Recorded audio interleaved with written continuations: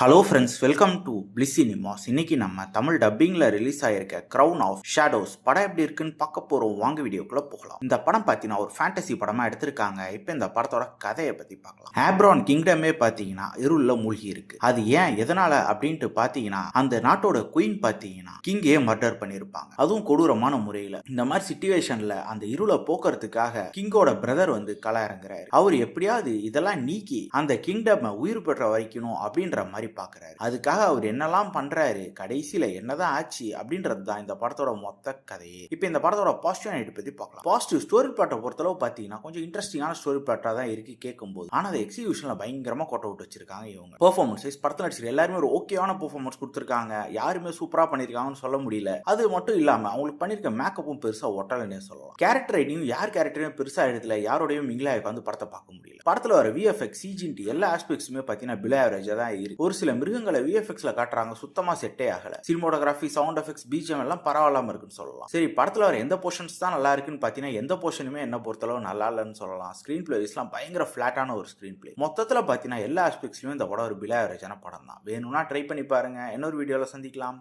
Thank you.